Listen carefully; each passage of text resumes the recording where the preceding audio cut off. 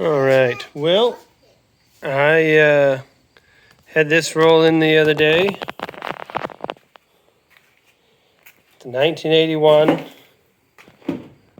and it's been in someone's family for 30 years or so. But they decided they were never actually going to get it fixed. I think they said that it ran last 10 years ago. And we're going to see what it'll take to get going. There's a lot of stuff missing here and there, but they said it should all be together. But then there's also just weird stuff like this fuel injector not actually being in. I don't know. There's bolts that are loose all over the place on the front suspension. There's shocks that are missing. The doors don't stay open on their own. And there's boxes. And there's parts. And so we're going to go through this thing today. It smells like my grandpa's old Cadillac. We're going to go through this thing today, and we're going to see just what all's here.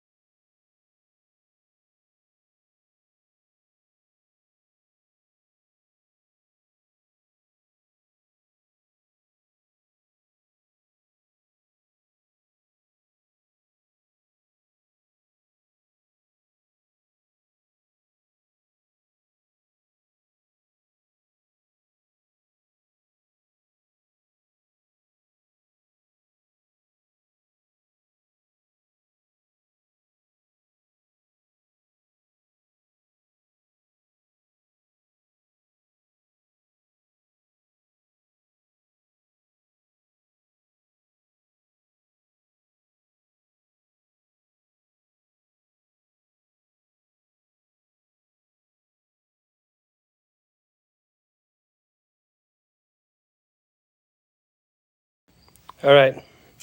So I got it all cleaned out. There's a lot of parts back here. At least I think I got it all cleaned out. I apologize. The lighting wasn't so good to see all the stuff I was pulling out, but golly, there's stuff. But now I can really see the inside. A lot missing on that interior door. I mean, the panel's off, the header's off, the back's off that driver's seat. But the dash is clean. The windshield's cracked. None of the doors stay up. The hood don't stay up. There's not a battery. I checked that out. Battery's in here hanging out, but in there. Yeah. But boy, there was a lot of pieces. I'll go and show you all that again. I was told that window will come up, but it had a habit of locking itself. Got the gas flap hood right there, fuel tank, fuel fill, brake stuff. Last inspection, 87. But yeah, oh man, it's gonna be a project. There's all the headlight stuff. I don't even know what I'm looking at on some of this. It's going to take some figuring. A lot of trim pieces. I mean, that's an AC dryer, but I can't imagine it's any good anymore. But this is... Then there's some more interior bits. That bottom bumper piece is cracked, so that's too bad. There's two of them washer tanks. That's the back. That's the back of the seat back. A lot of rubber trim pieces, door panel pieces. But I'll tell you, the part that's got me the most scared are these tubs that are just full of hardware and all kinds of crap. Ran across a couple little brake line pieces like this that I'll have to figure out, but I don't know. We'll see what we get.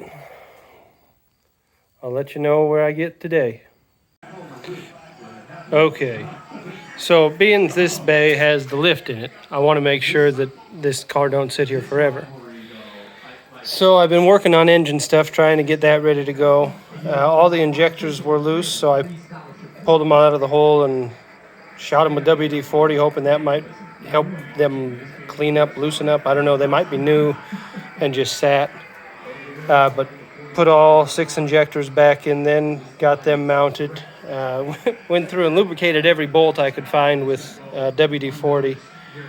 And then started routing vacuum lines. There was a lot of vacuum lines back here that were, oh, you can't see my hand back there, that were disconnected. Fortunately, the system's pretty simple, except for this right here, this thermal control valve. That requires the intake and something else to be taken off. But most guys on the internet said, well, that's a winter project. So I went ahead and capped off the top of the manifold here so there wouldn't be a leak. And we're just going to see what it does with some wonky vacuum stuff. Put a hose clamp over here, kind of tracing the cooling system because I know that's open. As soon as I get out of the engine bay, then I'm going to get the car in the air and get underneath and look. I do know before I get anything done too, I've got to deal with electrical. The alternator's missing right there, but fortunately there's an alternator over there, so that's okay. Right now I'm just working on the intake stuff still. I've got a broken bolt right here that I'm trying to figure the best way to work out. I might grab a big nut, the welder, and see if I can get that taken care of quick. Anyhow, that's the update for that on the back end. Okay, so you might not have seen, might not recognize a whole lot's been done here, but I've closed up the fuel system, I've closed up the vacuum system, and I've closed up the coolant system on the engine side. I haven't done anything yet on the front side. I got up here and it kind of looked gnarly there at the fuel pump, and so I wanted to put a battery on and see if the fuel pump would run. So we're going to do that. I got the battery on. I got the alternator put on. That required a little bit of work. But now I'm going to see if the fuel pump runs. And if the fuel pump runs, I'm going to crank it. And we're going to see what we get here when I crank it.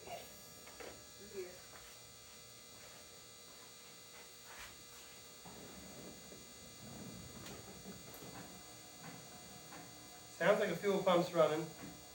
I don't know what that tick-tick-ticking is.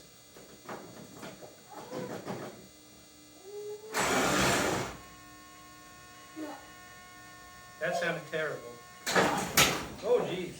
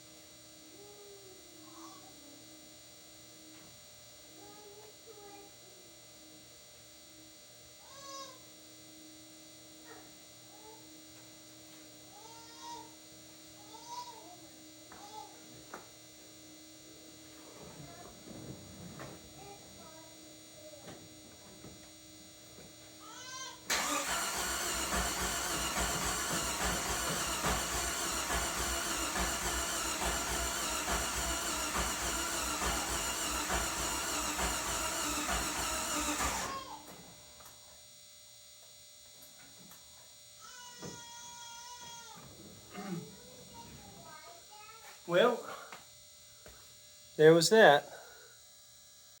All right, so after it didn't fire there with that cranking, I thought, I want to see if it goes. If there's spark or if it's fuel. Because I know the gas is old. So we're going to give this one more shot and see what we can come up with. I'm going to give it a little shot of ether. And we're going to see if she pops. Because then we'll know if we've got spark.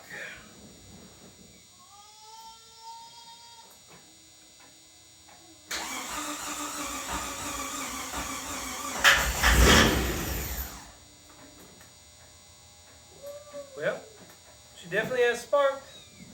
Now to figure out if there's fuel pressure back there. Well, should that make me nervous? It's only smoking out of one tailpipe.